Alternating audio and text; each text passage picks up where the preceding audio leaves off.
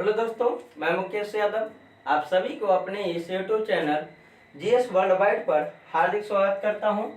आज इस वीडियो में हम लोग भारत के समान परिचय में तटीय विभाजन के बारे में अध्ययन करेंगे। ये हो गया प्रायद्वीपीय भारत। तो प्रायद्वीपीय भारत में हम लोग देखेंगे गुजरात से लेकर के ये हो गया आपको सर क्रीक, जो कि आपको सर क्रीक हो गया सौराष्ट्र जिला में। सौराष्ट्र गुजरात के जल सीमा से लेकर सर क्रीक तक ये वाला तटीय विभाजन को कहा जाता है काकरा पारा तट। काकरा पारा तट और सर क्रीक से लेकर के दमन तक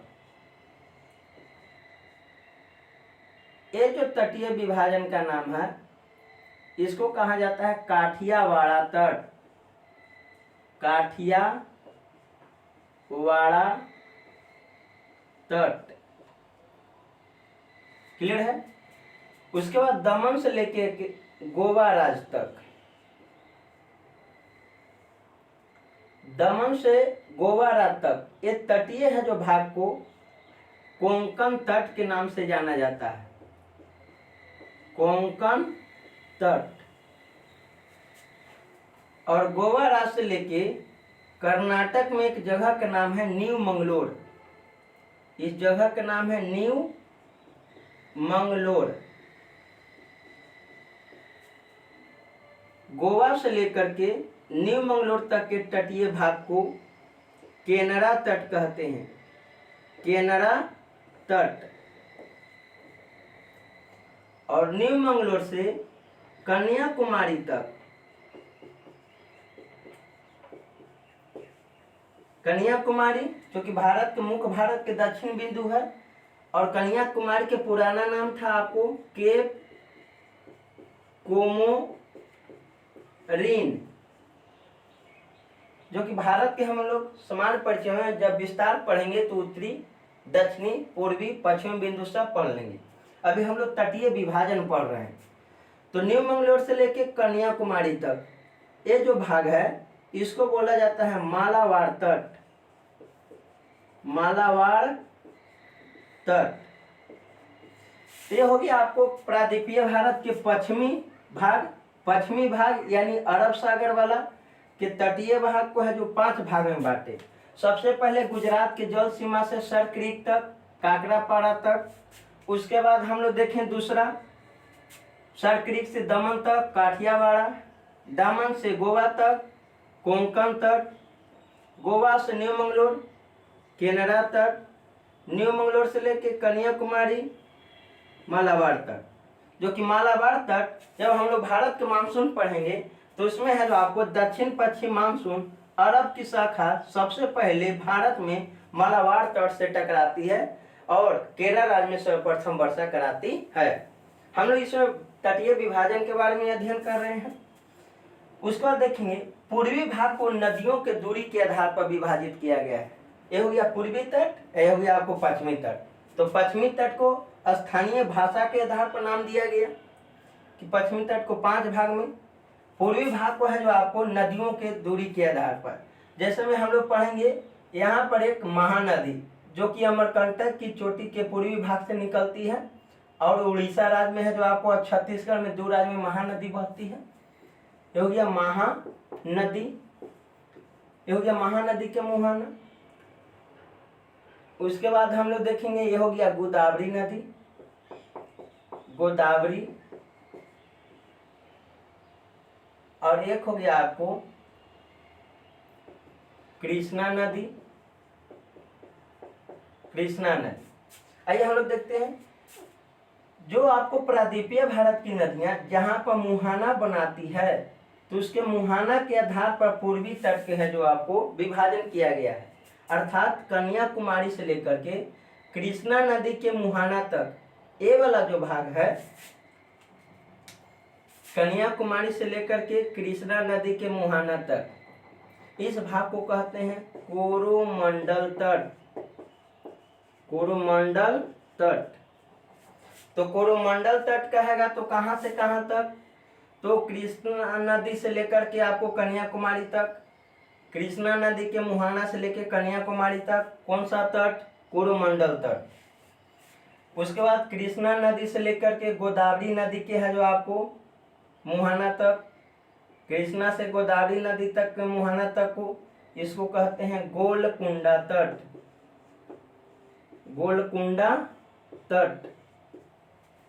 और गोदावरी नदी के मुहाना से लेकर के महानदी के मुहाना तक ये वाला जो भाग है इसको कहते हैं उत्कल तट, उत्कल तट, उत्कल तट।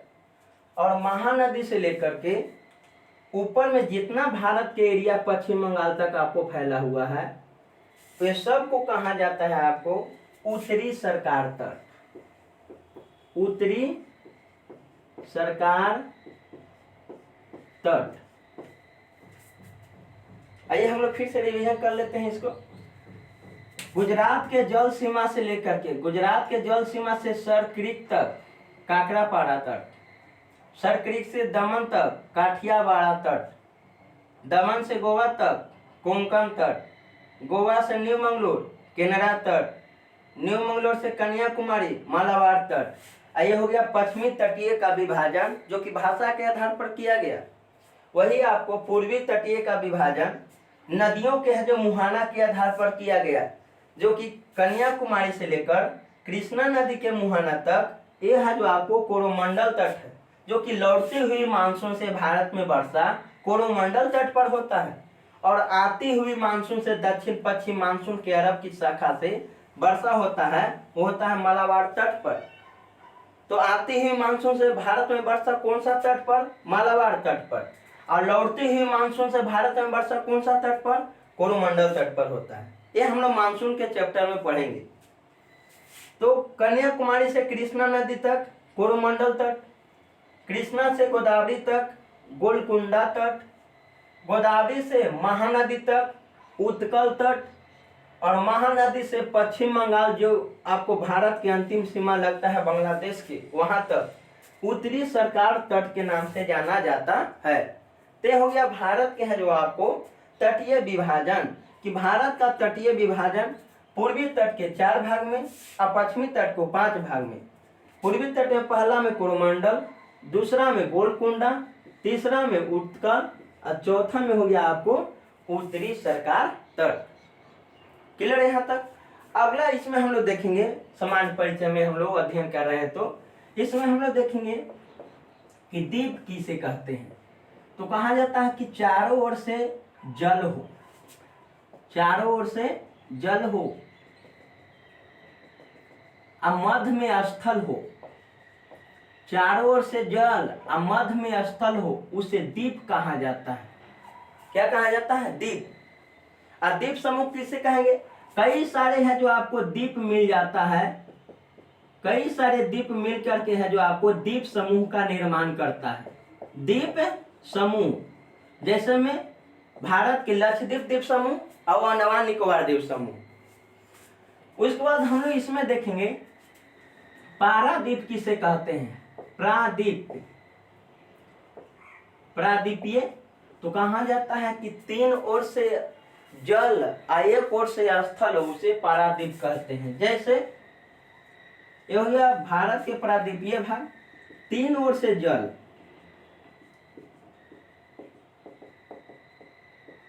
ये हो गया अरब सागर, ये हो गया हिंद महासागर,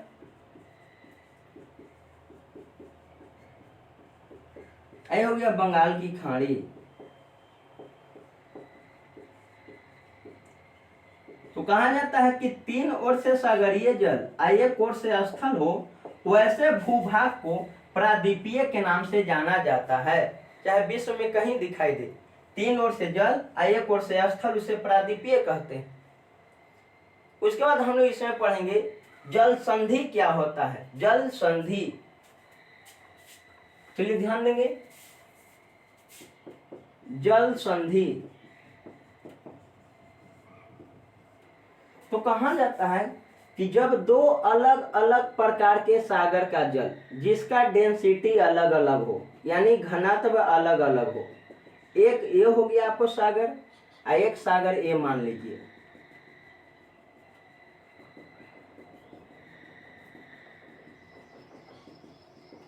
जब दो अलग अलग प्रकार के सागर ये जल, ये भी एक सागर है, ये भी एक सागर है, या दो अलग अलग महासागर मान लीजिए, तो दो अलग अलग प्रकार के सागर ये जल जिसका घनत्व अलग अलग है और एक स्थान पर आकर के है जो आपको मिलता है, तो है जो आपको मिलन भाग को जल संधि के नाम से जाना जाता है। इसका है जो घनत्व अलग हो और इसका घनत्व अलग हो, तो दो अलग अलग प्रकार के सागर का जल एक ही स्थान पर आकर के है जो मिलता है तो उसे जल संधि कहते हैं। जैसे में आपको भारत और है जो आपको श्रीलंका के बीच में देखेंगे, तेने हो गया अरब सागर, हिंद महासागर, यहाँ पर हो गया अरब बंगाल की खाड़ी, ये हो गया भारत का एरिया, ये हो गया आपको श्रीलंका देश, श्रीलंका। तो दो अलग अलग प्रकार के सागरीय जल, क्यों? क्योंकि अरब सागर का डेंसिटी अलग है और बंगाल की खाड़ी का सागर का जल का डेंसिटी अलग है, और दोनों एक स्थान पर आकर के यहाँ पर मिलता है, तब है जो यहाँ पर जल संधि होता है, जिसे पाक जल संधि के नाम से जाना जाता है। तो पाक जल संधि किन दो देशों के बीच में है? भारत और श्रीलंका, भारत और श्रीलंका। पाक जल संधि किन देशों के बीच में है? भारत और श्रीलंका। जल संधि समझ गए? जब अलग अलग प्रकार के सागर का जल एक ही जगह आकर के मिलता है तो उसे है जो जल संधि के नाम से जाना जाता है। अब इसमें हम लोग आगे देखेंगे गल्फ किसे कहते हैं या खाड़ी किसे कहा जाता है। इंग्लिश में बोला जाता है बे, और इंग्लिश में इसको गल्फ के नाम से जाना जाता है।